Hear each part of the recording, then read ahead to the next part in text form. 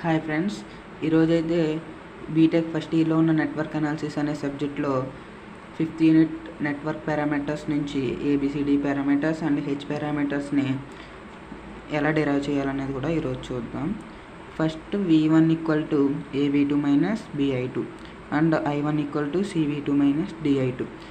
ఇక్కడ A B C D పారామీటర్స్లో minus అనేది వస్తుంది. ఇదొకటి గుర్తుపెట్టుకుని ఫస్ట్ ఏబిసిడి పారామీటర్ అంటే v1 అండ్ i1 గుర్తుపెట్టుకుంటే ఈ v1 i1 తీసేస్తే v2 i2 అనేవి ఇట్స్ రైట్ సైడ్ ఉంటాయి, v1 i1 అనేది లెఫ్ట్ సైడ్ ఉంటుంది అని గుర్తుపెట్టుకోండి.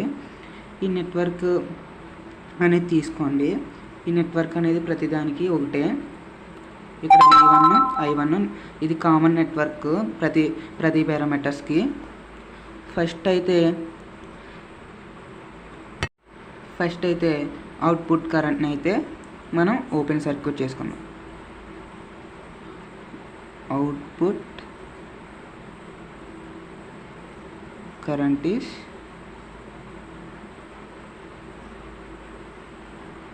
Open circuit.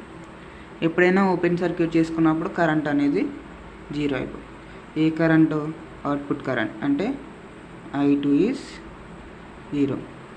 Then first equation 1,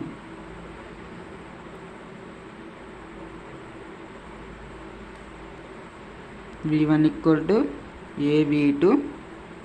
- b into i2 value ఎంత? 0. So b value 0. v1 = av2. ఇప్పుడు ఈ v2 మనకు కావాల్సింది ఏంటి? ఏ వాల్యూ కావాలి అంటే ఈ v2ని ఇటువైపు పంపిస్తే v1/v2. ఇది ఏ వాల్యూ. నెక్స్ట్ ఈక్వేషన్ 2 ఏమవుతుంది? i1 = cv2 - d into 0. అప్పుడు ఏమవుతుంది? i1 = cv2. Next c = i1/v2. So దీంతో మనకి c వాల్యూ కూడా వచ్చేసింది.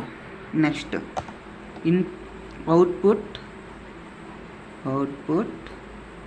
పోర్ట్ వోల్టేజ్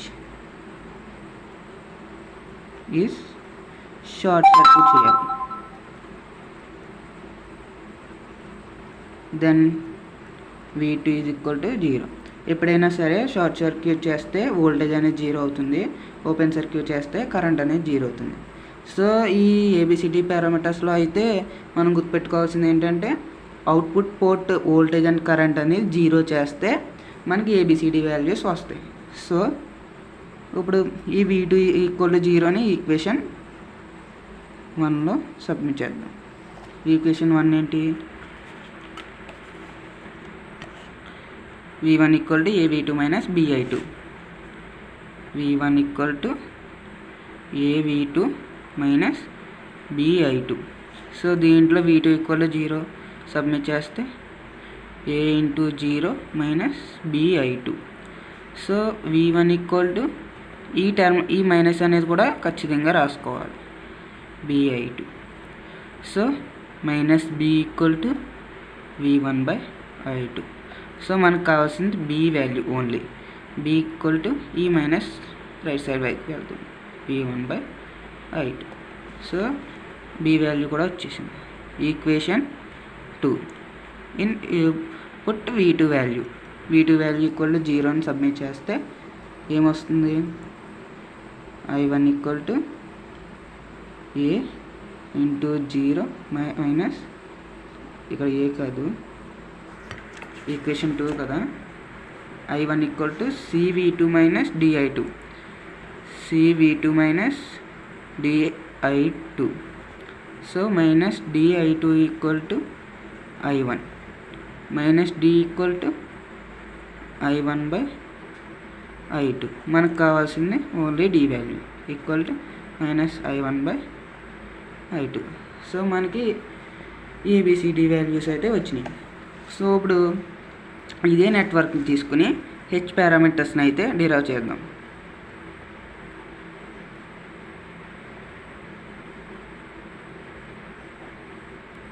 నెట్వర్క్ మళ్ళీ డ్రా చేస్తున్నాను.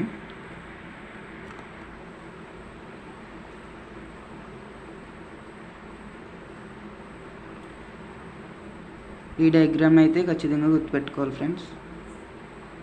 ఇక్కడ పాజిటివ్ అండ్ నెగిటివ్, ఇక్కడ ఫ్లో అవ్వే కరెంట్ I1, ఇది E1 +2 minus. So H parameters అంటే ఏంటి? V1 ఈక్వల్ టు, మనం దీనిలో గుర్తుపెట్టుకోవాల్సింది V1 I2. V1 I2 అనేది ఫస్ట్ వస్తాయని, లెఫ్ట్ సైడ్ వస్తాయని గుర్తుపెట్టుకోండి.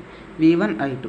So V1 equal to H11 I1. ఇక్కడ V1 I1 తీసేస్తే ఏముంటాయి? I1 ఉంటుంది, అలాగే V2 ఉంటుంది. So H11 I1 plus H12 V2. So V1 I2 తీసేస్తే I1 V2 ఉంటాయి. సో అలాగే H21 I1 plus H22 V2. ఇక్కడ I1 వచ్చింది, ఇక్కడ I1 వస్తుంది, ఇక్కడ V2 వస్తుంది, ఇక్కడ V2 వస్తుంది.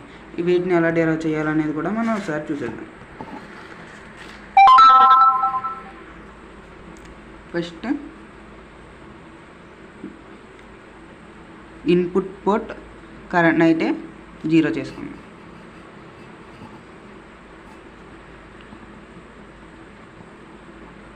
Input port current is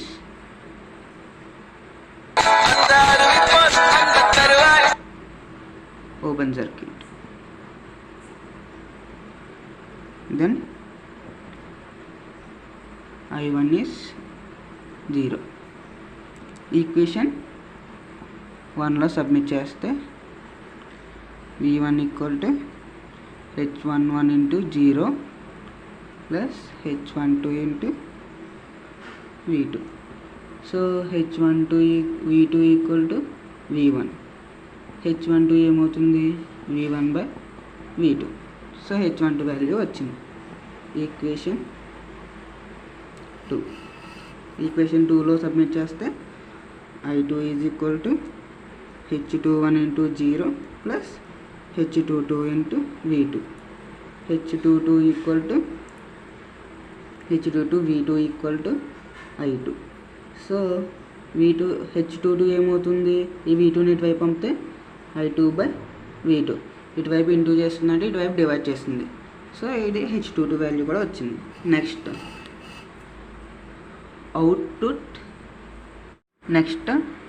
output port voltage is short circuit, then V2 equal to 0.